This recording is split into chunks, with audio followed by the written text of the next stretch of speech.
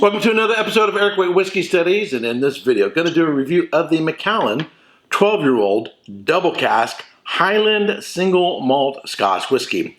But before I get into this, I'm going to tell you about the profile of Macallan Distillery and this whiskey. The Macallan Distillery is located in Craigellachie in Moray and Speyside, the northeast of Scotland. It was founded in 1824 by a farmer by the name of Alexander Reed. Today, the Macallan Distillers Limited is a wholly owned subsidiary of Edrington, which purchased the brand from Highland Distillers in 1999. In June 2018, the Macallan opened their £140 million new distillery and visitor experience on the Easter Eleckays estate near Craigellachie. The distillery was designed by Rogers Stirk Harbour and Partners. The distillery's water source is the River Spey. The distillery has 36 small stills, 12 wash stills producing 13,000 liters, and 24 spirit stills producing 3,900 liters. Originally, the Macallan was matured only in oak sherry cask brought to the distillery from Jerez de la Frontera, Spain.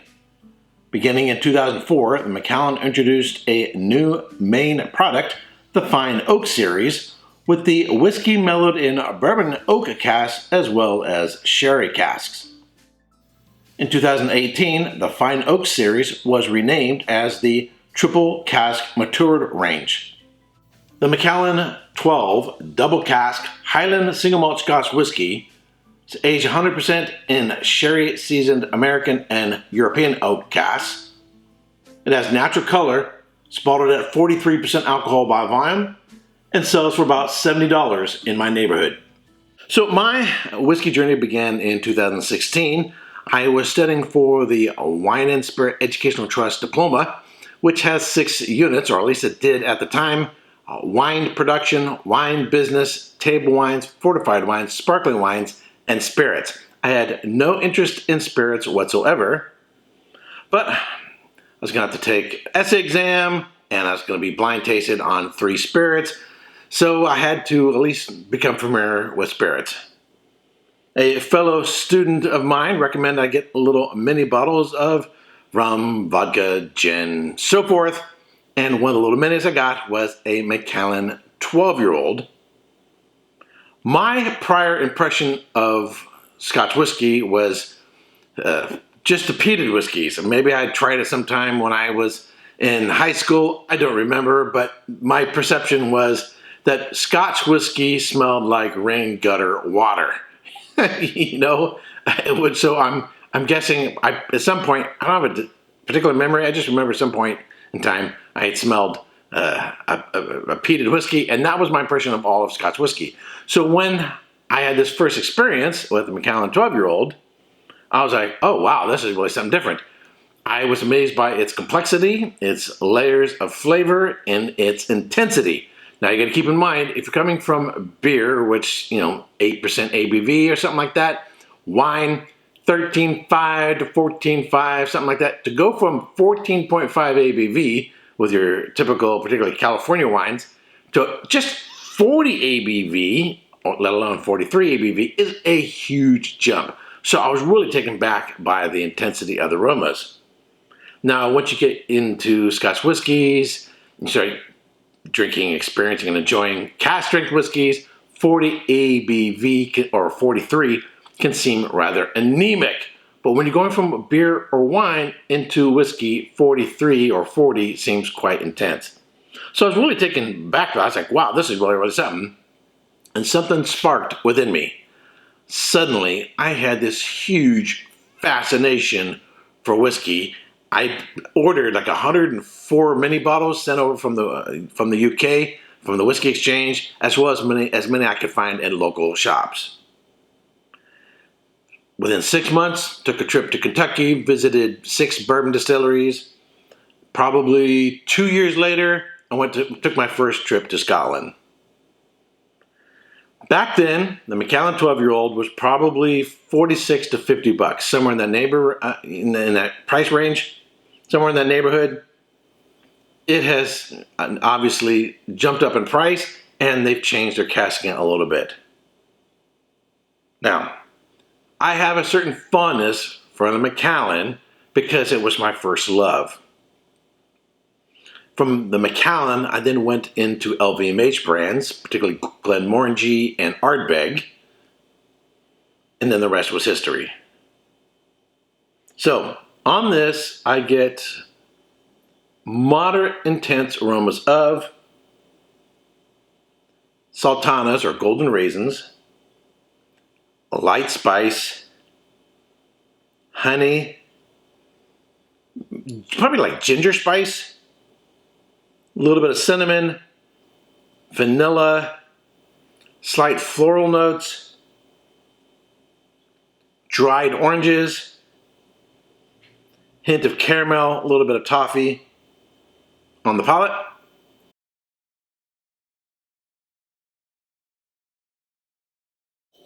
One more.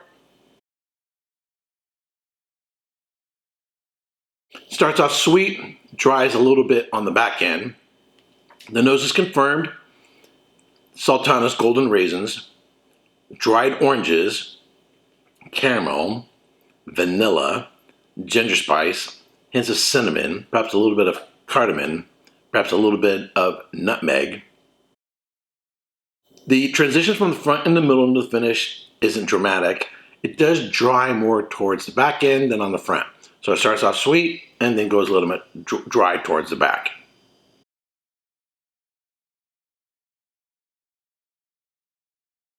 Feels fairly thin, sort of light on the palate, but there is sort of a richness in the mid palate. So texture-wise, it feels thin, but in the mid palate, it does have a nice richness there, but it's not overwhelming. It's moderate, but it is really, really, really nice. A hint of just a tiny little bit of earthiness in mid palate. Finish is medium or moderate. Now, if I was new to whiskey and trying this would blow me away. This would be quite amazing. This would be quite mesmerizing. This would just be like, wow, right? Just coming from a beer or wine background. Now, been a few years since 2016. I've been through a few hundred bottles. I've made 3 trips to Scotland. I'm about to do my 4th in about a month from now. It puts things into perspective.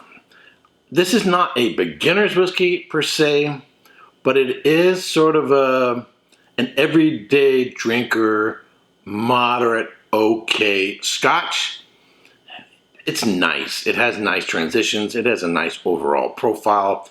It has a decent length finish, but there's no wow moments there. There's nothing here that's really blowing me away. It's sort of a standard sherry cask influence Scotch. It's a nice whiskey. Score-wise, I'll give it an 87, 88 range, somewhere in that range. What would I want to get it up? It would need a little bit more oomph in either age or a little bit oomph in ABV or in the sherry cask. I would actually like to see a heavier sherry influence on this whiskey than it has. Now, my perception and memory of whiskeys from back in 2016 as to now, it seems to me the sherry cask influence has been backed off. If I recall correctly, I think they had more spice, a little bit more intensity on the dried black fruit notes, and it seems like they backed it off. And it does seem like it's more of a 50-50 bourbon cask, sherry cask sort of a combination. In other words, it seems more like a bourbon cask that was finished in a sherry cask rather than really a sherry cask whiskey. It's an alright whiskey. Now, the main thing I have in my mind is this worth $70? Are there other whiskeys out there on the market for this price or less that I would rather spend $70 on? And the short answer to that is yes, I think so. So, I know there are some people out there who are big Macallan fans. There are some, this is their go-to, and they've always got one on the shelf.